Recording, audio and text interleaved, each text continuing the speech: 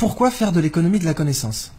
Pour une raison très simple, qui est que, comme la connerie, la connaissance est infinie.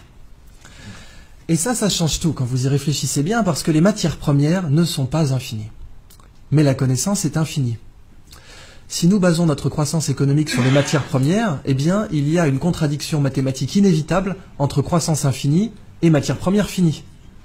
Mais si nous basons notre croissance économique sur la connaissance, eh bien, il n'y a plus de contradiction entre croissance et croissance infinie et connaissance qui est infinie aussi. L'économie de la connaissance est très particulière en ce sens qu'elle est régie par des lois différentes de l'économie des matières premières. Ces règles sont très simples. Il y en a 3, 2 bonnes nouvelles et une mauvaise nouvelle. La première règle, c'est que les échanges sont à somme positive. Qu'est-ce que ça veut dire? Si je vous donne 20 €, ils ne sont plus à moi. Mais si je vous donne de la connaissance, elle est encore à moi. Là, je vous donne de la connaissance, a priori, quand je vais sortir de cette pièce, je ne serai pas plus bête qu'en y rentrant. Alors que si je vous donnais 20 € à chacun, je serais moins riche. Donc, quand on partage un bien matériel, on le divise. Quand on partage un bien immatériel, on le multiplie. La deuxième règle de l'économie de la connaissance, c'est que les échanges ne sont pas instantanés. Ça, c'est une mauvaise nouvelle. Transférer 20 € ou 20 millions d'euros, c'est instantané. C'est une signature sur un chèque. En propriété, les transferts de propriété sont instantanés. C'est même pour ça qu'aujourd'hui, on a du trading haute fréquence, dont la limite légale est la nanoseconde, ce qui veut dire qu'on a le droit de faire 1 milliard de transactions par seconde. Mais la connaissance, il n'y a pas de trading haute fréquence dans la connaissance. Cette conférence, elle prend du temps. Transférer de la connaissance, ça prend du temps. Je ne peux pas vous donner la physique quantique en 2 minutes. Et la dernière règle est une bonne nouvelle, c'est que les combinaisons de connaissances ne sont pas linéaires. Qu'est-ce que ça veut dire? Ça veut dire que quand vous prenez 20 € et 20 € et que vous les mettez ensemble, ça fait 40 €. Mais quand vous prenez 1 kilo de connaissances et que vous le réunissez à un autre kilo de connaissances, ça fait 3 kilos de connaissances. Quand vous regroupez 2 connaissances, ça crée systématiquement une tierce connaissance, qui est au pire triviale, mais non nulle, et au mieux révolutionnaire. Eh bien donc le biomimétisme s'inscrit dans ce paradigme de l'économie de la connaissance, et c'est là que je veux que vous voyez vraiment à quel point c'est une révolution sociale, environnementale, avant d'être une révolution technologique. Et le biomimétisme, c'est la science qui dit « la nature est une bibliothèque, lisez-la au lieu de la brûler ». La nature, en fait, elle est high-tech.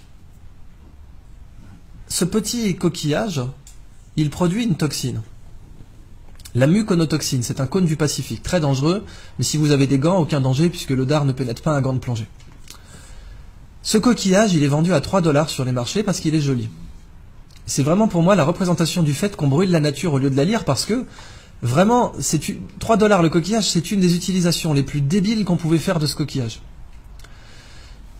Avez-vous une idée du prix de sa toxine au kilo? Sachant que la demande mondiale est supérieure au kilo. 1 kilo d'or, on va prendre ça comme étalon, 1 kilo d'or c'est 30 000 €. 100 000, donc 3 fois l'or. C'est plus. Elle est très utilisée en neurotechnologie, elle permet de faire des neurotechnologies avec un niveau de détail incroyable, donc c'est des nanotech, neurotech, elle est aussi utilisée en neurochirurgie, etc. Très grosse demande mondiale qui ne fait qu'augmenter. Je vous laisse faire le calcul, 800 $ le milligramme. Ça nous fait du 800 millions de dollars le kilo. L'or et le platine, c'est du terreau de jardin en comparaison. Ce qui est dingue, c'est qu'on les vend à 3 $ le coquillage. Et il est en voie d'extinction à cause de ça. La crevette menthe religieuse.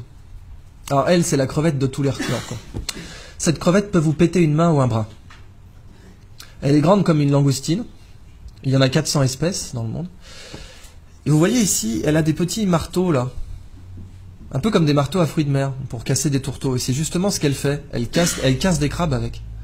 Seulement quand elle envoie son marteau pour casser un crabe, elle lui donne l'accélération d'une balle de fusil d'assaut. Si nous, on était capable d'envoyer une balle de baseball à 1/10 de cette accélération, on la mettrait sur orbite. Ce marteau casse évidemment un aquarium blindé, puisqu'il a l'énergie cinétique, il aura la vélocité finale d'une balle de fusil, mais il a une masse supérieure. Évidemment, si vous l'arrachez, il repousse, parce qu'après tout, pourquoi pas. Cette crevette, quand elle envoie son marteau, il se forme des étincelles sous l'eau. Ça va tellement vite que vous avez des étincelles. Et ces étincelles, on les a mesurées à 22 000 Kelvin, c'est la température à la surface du Soleil. Quand cette crevette envoie ses marteaux, il se forme une bulle d'air autour qui s'appelle une bulle de supercavitation. La supercavitation a été étudiée au départ par l'armée russe pour faire des torpilles qui peuvent aller à plus de 150 km/h sous l'eau. Et aujourd'hui beaucoup plus, paraît-il. Les torpilles Shkval, dont les Russes ont donné la technologie à l'Iran, ce qui serait une des grandes raisons pour lesquelles les Américains n'ont pas déployé de porte-avions trop proches des côtes iraniennes, parce que ces torpilles peuvent sniper un porte-avions. Les Chinois prétendent, avec la technologie de supercavitation, avoir mis au point un sous-marin qui pourrait faire 500 nœuds sous l'eau, en se déplaçant dans une bulle d'air. Et la supercavitation aujourd'hui, le meilleur modèle d'étude que vous avez, c'est cette crevette. Mais c'est pas fini. Cette crevette, ses yeux, parce qu'après tout, si la nature est une bibliothèque, chaque espèce est un livre entier. Moi, je vous ai parlé que du chapitre marteau, mais je peux vous parler du chapitre yeux. Les yeux des chiens ont 2 types de cônes différents pour reconnaître les couleurs. 2 types de cônes. Nous en avons 3. Les chiens sont donc des daltoniens par rapport à nous. Cette crevette en a 16. Ça veut donc dire que nous sommes un tiers d'un tiers de daltoniens par rapport à elle. Elle est très colorée, mais la couleur que nous on voit, ce n'est rien par rapport à celle qu'elle voit. 16 cônes. Les Américains se sont inspirés de ces yeux pour concevoir une caméra qui permet de détecter rapidement les cellules cancéreuses dans les biopsies. C'est une caméra bio-inspirée tirée des yeux de cette crevette. Et les yeux de cette crevette possèdent l'écran solaire le plus efficace connu de l'homme. Les mycosporine-like aminoacides, qui sont des écrans solaires naturels, produits par les espèces pélagiques. Ces écrans solaires sont très intéressants commercialement parce que nos écrans solaires sont des perturbateurs endocriniens pour les coraux. Et quand on se baigne avec de la crème solaire, eh bien, on détruit les coraux. Si on avait ces écrans solaires, on serait mieux protégé et on ne détruirait pas les coraux. Dans le biomimétisme, un écosystème inexploité, c'est comme une nappe pétrolière. Sauf que, quand vous l'exploitez, vous ne le détruisez pas. Vous prenez le livre, vous en faites une photocopie et vous le remettez en rayon. Et en plus, il y a beaucoup plus d'argent à faire comme ça. Donc c'est juste plus rationnel de faire comme ça. Alors voilà donc la fin de ma présentation sur le biomimétisme. Je vous donne simplement un épilogue pour vous parler de la Blue Economy, qui est l'application du biomimétisme à l'industrie.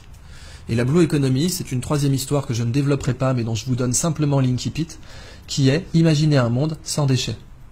Imaginez un monde où la prochaine fois que vous verrez un déchet, il faudra emmener vos enfants au musée. Regarde maman, une canette de croc. C'est fou ça. Ce monde, on sait qu'il n'existe pas aujourd'hui. En fait, il existe, c'est la nature. Quand les feuilles tombent des arbres, on n'organise pas un système de ramassage. Dans la nature, les déchets n'existent pas, parce que la nature produit en cycle. Mais nous produisons en ligne. Et du coup, nous sommes la seule espèce aujourd'hui qui produit des choses dont personne ne veut. Et quelque chose dont personne ne veut, ça s'appelle un déchet. C'est la phrase de Gunther Pauli, ce n'est pas à la nature de produire comme nos usines, c'est à nos usines de produire comme la nature. Et si nous faisons comme ça, nous serons non seulement beaucoup plus rentables, mais en plus il n'y aura plus de déchets.